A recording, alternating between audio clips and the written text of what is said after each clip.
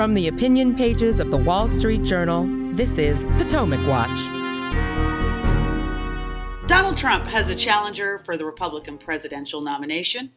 Former South Carolina Governor Nikki Haley jumps into the race. What does she have to offer, and what's her message? Plus, inflation fears rise again as the Labor Department releases its latest numbers that show prices, especially in key areas, are still on the rise. It looks like the Federal Reserve might still have some work to do. Welcome to Potomac Watch. I'm Kim Strassel here with two of my esteemed colleagues, Alicia Finley and Barton Swaim. So Nikki Haley is running. She served 2 terms as the governor of South Carolina, was largely loved there, served 2 years as United Nations ambassador under Donald Trump himself.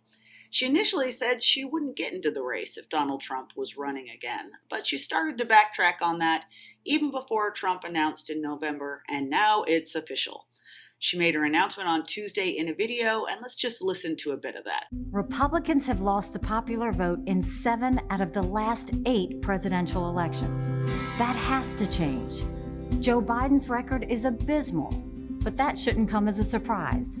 The Washington establishment has failed us over and over and over again. It's time for a new generation of leadership to rediscover fiscal responsibility, secure our border, and strengthen our country, our pride, and our purpose. So, Barton, you are a proud South Carolinian. You've watched Haley up close for a while. What do you think are her strengths and her weaknesses? What does she bring to this race? Yeah, I've followed her since she was a member of the South Carolina House, actually, going back a long way. She has some strengths, there's no doubt about it. She's an Indian American from a poor rural part of South Carolina, Bamberg, which makes her sort of an interesting political persona. She's been the governor. She was a popular governor for 6 years. She has foreign policy experience of a kind as UN ambassador. That's a pretty good array of a resume. And she knows how to give a speech.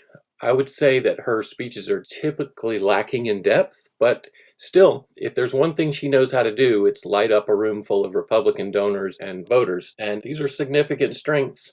And I'm not at all surprised that she has gone back on her vow and intends to run. She's very ambitious. I think she has some weaknesses, starting with the fact that, as I said, her speeches and just her whole approach to governing tends to lack full knowledge of policy details. When she was governor, it was pretty clear to me that she hadn't mastered the details of even some of her signature issues, which in her case were like ethics reform and government restructuring. Those were the big ones. She signed a couple of big bills on those topics, but by the time they were signed, they changed very little, and I think people in South Carolina hardly remember them at all. I would say another problem area is she hasn't made a lot of friends in the places she's worked. If you read the memoirs of like John Bolton and Mike Pompeo, you would fairly conclude that there is a tendency there on her part to wing it when it comes to important issues. And the fact that she ducked out after a couple of years didn't sit well with a lot of people who worked with her. One thing that really jumps out to me when I watch her is she is unrelentingly optimistic, which is a big contrast with Donald Trump, who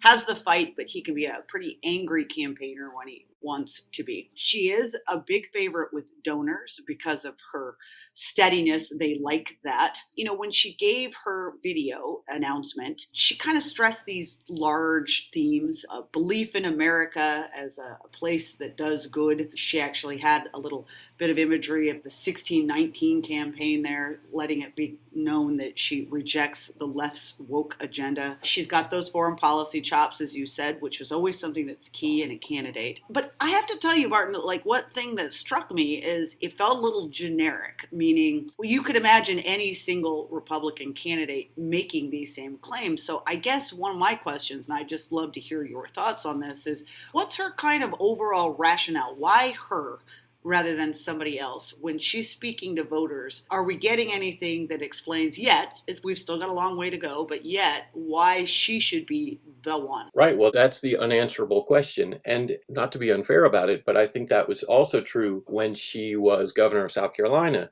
She was in a 4-way primary in 2009 and was not likely to win. Sarah Palin, who was very popular among Republicans at the time, came in, endorsed her, she shot to the top and sort of won surprisingly. But it was not clear then, nor was it ever clear, what her distinctive policy goals were going to be. She put a lot of emphasis on sort of economic development stuff, which turned out to be sort of handing out tax favors to companies to come settle in South Carolina. That's a fair thing to invest your political capital in, but that was about it. And I don't see any distinctive theme in her pronouncements so far about the presidency. That video that we're talking about was, fiscal responsibility. America is good. Russia and China are threats. Well, okay. If you compare that to somebody like Ron DeSantis, who's likely going to be a candidate, he has a distinctive set of policy aims that he emphasizes. Even Donald Trump does. I mean, in his announcements, largely cribbed from Ron DeSantis, ironically. But, they have actual things that they're talking about. I do not know what she's going to talk about. It's a mystery to me, and I eagerly await finding out what those themes are going to be. Yeah, she's going to need it because, look, one thing I think that is notable about her announcement is it signals that we are going to have a number of people in the field. I think she'll just be the first.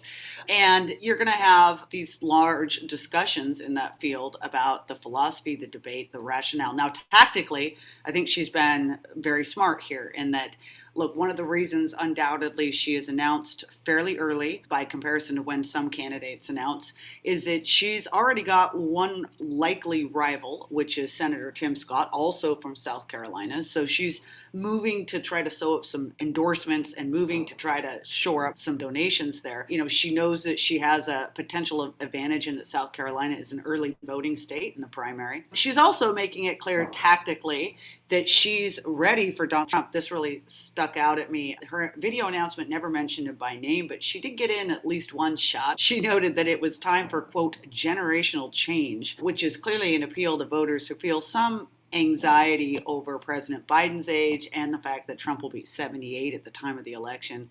She herself is just 51. Another not so subtle line in that video speech, letting everyone know that she's not scared of going head to head with Trump, who obviously doesn't have much of a reputation for restraint in his own campaigning. She said, "You should know this about me. I don't put up with bullies, and when you kick back, it hurts them more if you're wearing heels." It was notable. A lot of headlines pointed out that she managed to get through an entire first day of her announcement without getting slapped by Donald Trump with one of his nicknames. But Alicia, somehow I am doubtful that this is going to last. You did see one of Donald Trump's outside organizations issue a harsher statement saying that Haley had left her post at the UN to go rake in money at corporate boards. So I think this whole race is going to be a little bit of a sidewinder. What kind of dynamic, Alicia, do you think we're going to expect here, especially as the field potentially grows a little more? Well, I think she's actually going to get a pass on some of this stuff for a while because I think DeSantis is going to be the front runner to challenge Trump for the nomination. So I think there's going to be less attention paid for some of these other candidates like Nikki Haley and potentially, Mike Pence, Mike Pompeo, and others that are now looking to get into the race. So if she starts to actually get some steam and starts to maybe pick off some donors from perhaps DeSantis, maybe there's going to be a little more attention paid to her and her record in South Carolina, and she'll actually have to talk a little bit more in depth about policy. Actually, in a way, her candidacy, she reminds me very much of Marco Rubio, that upbeat or more cheery a message, the Reaganite, morning in America, and her line is, "It's a great day." And so I think that has a certain appeal, especially because DeSantis can come off as a little dour, and if DeSantis stumbles, maybe she could actually get some legs. But I think right now it's really actually is a matter of if DeSantis stumbles, because I think he's right now, based on all the polls, the clear favorite in the race to beat Trump in the primary and to take on Biden. On that point about Haley's record, I think that's right. She is going to have to defend it.